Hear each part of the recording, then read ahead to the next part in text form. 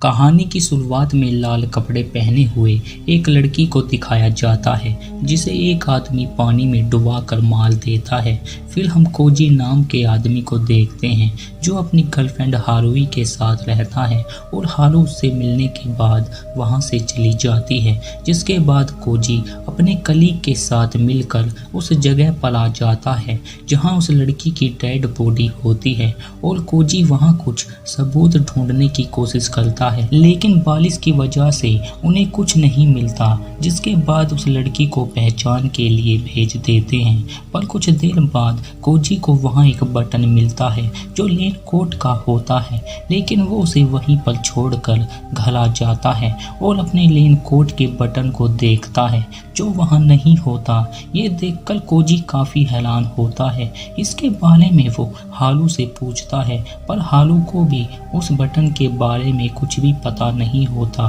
उस रात कोजी वहां फिर से जाता है और उस बटन को ढूंढने लगता है जो उसे मिल भी जाता है। उसी समय कोजी को किसी लड़की की आवाज आती है जिससे वो देखने के लिए जाता है, लेकिन वहां कोई नहीं होता। इसके बाद कोजी उस बटन को जांच के लिए भेज देता है, पर उन लोगों को उस लड़की की उंगलियों पर फिंगरप्रिंट मिले होते हैं और जब उन फिंगरप्रिंट को मैच किया जाता है वो कोजी के होते हैं। ये देखकर कोजी काफी हैरान होता है क्योंकि उस लड़की की डेड बॉडी पर कोजी की उंगलियों के निशान मिले होते हैं, पर उन सबको लगता है कोजी ने उस लड़की को बिना ग्लव्स के छुआ होगा। उस रात कोजी उस लड़की को देखता है क्योंकि उस लड़की के बारे में उन्हें अभी तक कुछ पता नहीं चला होता, जिसके बाद कोजी अपने घर आ जाता है और हारू को अपने केस के बारे में बताता है। फिर हम एक डॉक्टर को देखते हैं जिससे उसका बेटा मिलने आया होता है और वो अपने पिता से यूज करी हुई सिरिंज मांगता है क्योंकि उसके दोस्त को नशे के लिए चाहिए होती है और उसने अपने दोस्त से कुछ पैसे भी लिए होते हैं। लेकिन उस रात जब वो अपने बेटे के साथ घर जा रहा होता है वो उसे बेहोशी का इंजेक्शन लगाता है और उसे पानी में डुबाकर मार देता है और अगले दिन पुलिस को उस लड़के की डेड बॉडी मिलती है, जिससे उन्हें लगता है ये मर्डर उस कातिल ने ही किया होगा क्योंकि उस लड़के को भी उसी लड़की की तरह पानी में डुबाकर मारा गया होता है। और अगले दिन उन्हें लड़की के हाथ पर किसी पतले तार के निशान मिले होते हैं जो पीले रंग का होता है, पर कोजी के साथी को लगता है इस तरह का ताल ज्यादातर सरकारी बिल्डिंग में यूज किया जाता है और कोजी भी एक सरकारी बिल्डिंग में रहता है, इसलिए कोजी के साथी को उस पर शक होने लगता है और ये बात कोजी को भी पता होती है। जिसके बाद कोजी घर आ जाता है तभी उसकी नज़र वायल पर पड़ती है। उसे किसी ने वहां से काटा हुआ होता है, जिससे कोजी समझ जाता है कोई उसे फंसाना चाहता है और अगले दिन वो उस क्राइम सीन पर फिर से आ जाता है जहां उसे कीचड़ में वो पीले रंग का तार मिलता है जिससे उस लड़की के हाथ बांधे गए थे। तभी वो उस डॉक्टर को देखता है जो उसे देखकर भागने लगता है और कोजी उसका पीछा करता है, लेकिन वो डॉक्टर बिल्डिंग से नीचे कूद जाता है जिससे उसे चोट लग जाती है और कोजी उसे पकड़ लेता है। पर कोजी जब उससे अपने बेटे के मर्डर के बारे में पूछता है कि तुमने अपने ही बेटे को क्यों मार दिया, जिसके जवाब में डॉक्टर बोलता है कि उसका बेटा पुलिस संगत में फंस गया था इसलिए उसने अपने बेटे को ही मार दिया। लेकिन कोजी को लगता है डॉक्टर ने उस लड़की को भी मारा होगा, इसलिए वो डॉक्टर को उस लड़की की फोटो दिखाता है और उसे अपना गुनाह कबूल करने को कहता है।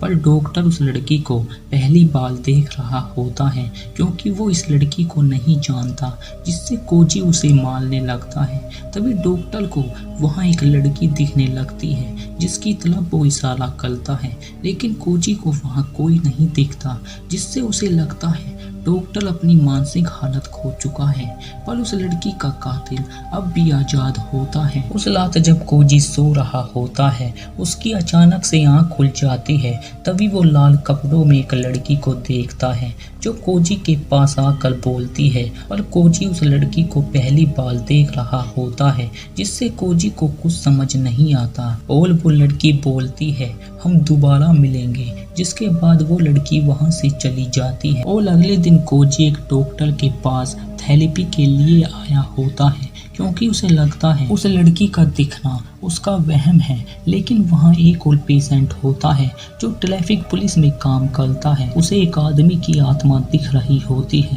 क्योंकि वो आदमी उस ट्रैफिक पुलिस वाले के सामने मर गया होता है, जिससे कोजी को लगता है वो लड़की उसे इसलिए दिख रही होगी कि वो चाहती है कोजी उसके कातिल को ढूंढे। उस दिन वो हारू से मिलता है क्योंकि कोजी उसके साथ घूमने जाना चाहता है और हारू भी उसके साथ चलने को तैयार हो जाती है, जिसके बाद हारू वहां से चली जाती है। और जब कोजी अकेला होता है वो लड़की उसे फिर से दिखने लगती है जो कोजी से कहती है वो हमेशा उसके साथ रहेगी, जिससे कोजी उससे पूछता है मैं तुम्हें नहीं जानता, पर वो लड़की बोलती है तुमने मुझे मार दिया। ये सुनकर कोजी हैरान हो जाता है क्योंकि वो उस लड़की को पहली बार देख रहा होता है, इसलिए कोजी को कुछ समझ नहीं आता। तभी वो लड़की चिल्लाने लगती है जिससे कोजी को तकलीफ होने लगती है, जिसके बाद वो लड़की वहां से गायब हो जाती है।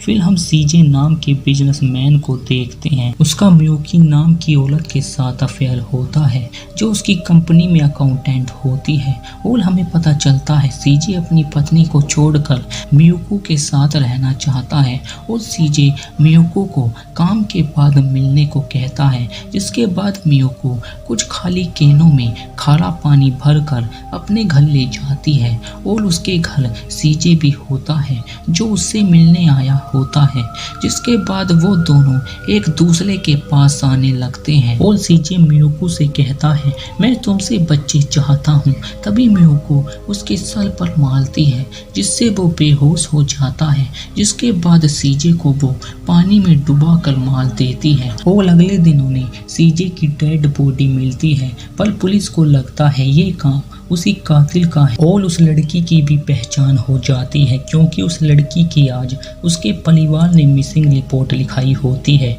जिससे कोजी और उसका साथ उस लड़की के घर पहुंच जाते हैं जहां उन्हें पता चलता है उस लड़की का नाम लीको है। तभी बाहर एक गाड़ी आती है जो लीको के पति की होती है और लीको की माँ उसे कुछ पैसे देती है, पर जब वो पुलिस को देखता है वो वहां से भागने लगता है, जिससे कोजी उसका पीछा करता है और उसे पकड़ लेता है। और जब वो उसके ट्रक की तलाशी लेते हैं वहाँ लीको के कुछ बाल मिलते हैं और वहाँ वो पीला तार भी होता है, इससे लीको के हाथ बांधे गए थे और उनका केस अब सोल्व हो चुका होता है। जिसके बाद कोजी घर आ जाता है। तभी वो उस लड़की को फिर से देखता है और कोजी उससे कहता है मैंने तुम्हारे कातिल को पकड़ लिया है, अब तुम यहाँ से जा सकती हो। पर कोजी जब उसे ध्यान से देखता है वो और कोई होती है, जिससे कोजी उस लड़की से पूछता है तुम्हें किसने मारा, और वो लड़की कोजी को अपना कातिल बताती है। ये सुनकर कोजी काफी हैरान हो जाता है।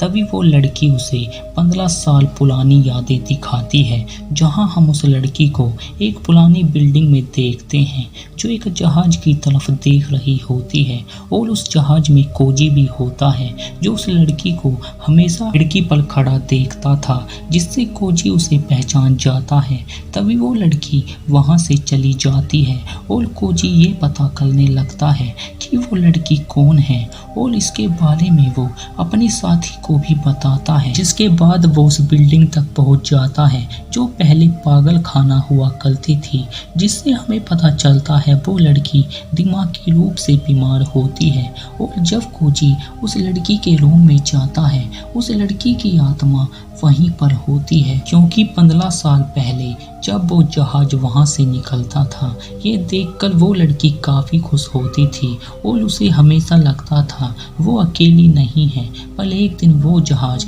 आना बंद हो जाता है, जिससे उस लड़की को लगता है लोग उसे भूल गए हैं, इसलिए वो अपने आप को पानी में डुबा कर मार देती है और उन लोगों से बदला लेने का फैसला करती है जो उसे अकेले छोड़कर गए हैं। जिससे हमें पता चलता है मियोकी और वो डॉक्टर उस जहाज में सफर किया करते थे, इसलिए उस लड़की ने उन लोगों से बदला लेने के लिए उन्हीं के हाथों उन लोगों को मरवा दिया जिन्हें वो प्यार करते थे, क्योंकि वो लड़की मियोकी और डॉक्टर को भी दिखा करती थी और उस लड़की ने कोजी के हाथों उसकी गर्लफ्रेंड हारू को भी मरवा दिया होता है। कोजी को लगता था हारू उसके साथ है, पर वो हारू की आत्मा होती है। लेकिन जब ये बात कोजी को पता चलती है, वो अपने आप को मारने की कोशिश करता है, पर हारू की आत्मा उसे रोकती है और अपनी ज़िंदगी जीने को कहती है, क्योंकि हारू उसे माफ़ कर चुकी होती है।